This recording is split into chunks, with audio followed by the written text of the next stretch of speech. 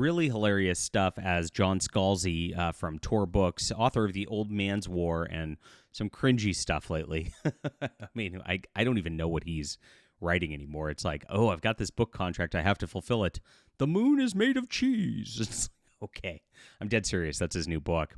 But he pretty much, self-owns over in BlueSky. And BlueSky has become a train wreck.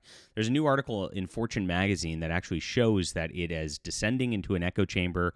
They're losing engagement. Everything's dropping like a rock over there because they, of course, require your political lockstep for the party and beep boop NPC talking points over and over again. And guess what? It's just not fun at all. It's not a blue sky. It's not a beautiful place where it's just like it's more toxic than ever, where it's just like angry people who moved to try to cancel, of course, the main platforms out there, Facebook and X.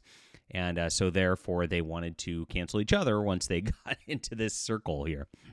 And John Scalzi's always been like this. If you don't know, the guy has been completely insufferable for the last decade and more. And of course is out there and just using this political stuff to keep his clout within the industry. It's about what he does all the time. And so he actually self-owns, talks about the left. He understands how bad it is. But don't worry, he's not self-aware enough to know what the actual problems are because he adds to it as well. So let's get into this news as we talk about all things in science fiction. Really appreciate you guys for being here. Please hit the like and subscribe button and join us. And of course, I am a science fiction writer myself. This is my space opera. It starts here. It's called The Arroz War. It's a 3-book trilogy. I have that phrase stuck in my head, 3-book trilogy, which is obvious, right? But it's about a human spy who embeds himself on an alien starship, has to bring back information to Earth, and of course, he gets personally entwined in a way that's going to have a problem as it goes on. So go check it out. I won't spoil it from there. It's available on ebook, print, and audio, all three for your convenience. It's in the description below. If you want to support some great independent science fiction, this is a spot to be. Also, sign up for my newsletter in the description below. This is where you can stay in contact with me. I've got a bunch of great new books coming out, guys. I'm so excited to bring you back classic sci-fi once again, the stuff that's been abandoned by mainstream, by Tor Books, by John Scalzi. We want to bring it back, guys, and so check it out. Thank you so much here for supporting us and making this all go so great over the last year. It's been amazing watching all these books just sell and sell and sell, thanks to readers like you. It's in the description below. Thank you again. All right, a science fiction writer, John Scalzi, always wanted an echo chamber where he wouldn't have to face any criticism for his extremist political takes. BlueSky offered him that opportunity. It's been reported that the company is failing because it's an echo chamber, and Scalzi has admitted the left are humorless scolds. He's been struggling to maintain his relevancy in recent years, despite having a multi-million-dollar book year, and he's not getting the attention he used to, especially not on the platform BlueSky, where the engagement is so much less than X has. During the 2024 election, many extreme left and entertainment industry left X for BlueSky in a protest move against Elon Musk for supporting Donald Trump, showing the left to be angry, hateful people who can't interact with anybody who holds different views than them, and that's the main problem they have. Scalzi is one of those. He's made sure that people were aware that he left Twitter a year prior in a blog post on November 11th. He posted then, "It's been a year since I left the former Twitter in terms of posting here, but I kept the account active so that tweets were linked from and to elsewhere would still be active, and to keep anyone from using my handle there, since it's been identified with me for 16 years, and I wanted to keep an imposter or troll from picking it up and pretending to be me. But you know what? In both cases, I don't really care anymore." He doesn't care so much that he's, of course, going to write that he doesn't care and write a whole long, winding blog about how he doesn't care. It's amazing how they always don't care this much. He also posted this, which is pretty funny, with this like alpha male situation. I've been seeing a lot of this stuff going on lately. There's like a protester who's got the same thing, and I noticed they have the same physiognomy where they're just like, don't think so, John. Don't think so. For whatever reason. Funny stuff right there. But in Fortune magazine, like I said, they actually came out with this, and Mark Cuban actually admitted the lack of diversity of thought is actually pushing users back to X because there's just nothing interesting being said. It's just regurgitating the same talking points, and there's massive, massive problems on there. And so BlueSky is dying. Of course, it got that big bump from the election where everybody wanted to flounce real quick, and it's just not working out because they don't allow free speech and they don't allow people to actually talk about what needs to be talked about. Normal people on the other side of the aisle have been attacked by people like John Scalzi. I remember when I first came on the scene and actually was nominated for the Dragon Award back in 2018, John Scalzi just starts blasting me. And I'm like, what the heck's going on? This is what they do. If you don't think the same as them, if you don't hold the politics as them, it doesn't matter. You could be science fiction professionals together. They don't respect you. They treat you like you're a non-person, like you're unhuman. And that's exactly what they do. And that's exactly why they fail every single time, because, that sort of attitude is just gross to be around. It's really what it comes down to. So Scalzi kind of admits this today because he was reading this article, obviously reacted to it. Also, those article writers moaning about lefties being humorous scolds here on BlueSky are carefully alighting to their memories that lefties being humorous scolds on Twitter too.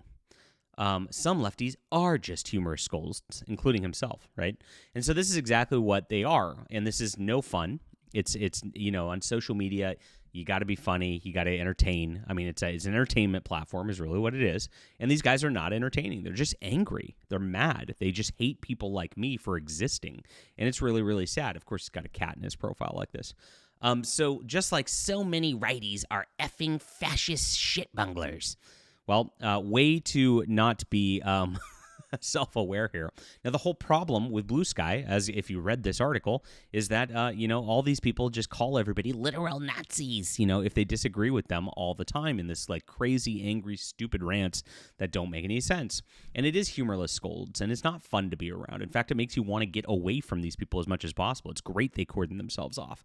But what happens is, of course, that starts to shut the social media platform down because this isn't very social. It's just lousy. It's just bad behavior. And John Scalzi, unfortunately, again, just has no self-awareness here as he repeats the same talking points over and over and over again.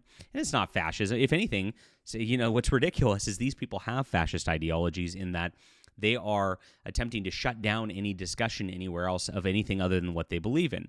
That John Scalzi would have me kicked out of conventions and things like that just because I don't believe the same things as him, because he's, afraid of interacting and wants to, of course, just do that. It's exactly like, fascism does to anything else. You had to put your little sticker in the window to show that you got that little symbol out there. In Germany. Otherwise, your business would not be frequented. You would be shut down. You would be blacklisted. And that's what they do. If you don't have your little pride flag, they do the same thing. It's really ironic. That's what it is. These are literally gay Nazis, all of them. And so here he goes. He continues.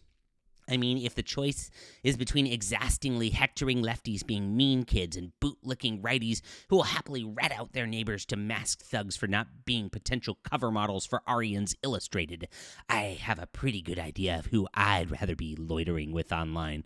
Yeah, well, there you go. This is how insane they go, and how humorless they are, and how angry they are, and how hateful they are of anybody else. It's really ironic, as I said before. But John Scalzi's always been like this. He's not wrong that he was also like this on Twitter. Like I said, I never had a problem, never interacted with the guy, and he starts putting me on blast in 2018 when I am nominated for this science fiction award, rather than just celebrating science fiction. And since the establishment can't celebrate science fiction with people who think differently than them and write differently than them and the like, it's a massive problem. Of course, I don't put any of my weird, creepy, Emperox fetish stuff into science fiction like John Scalzi does.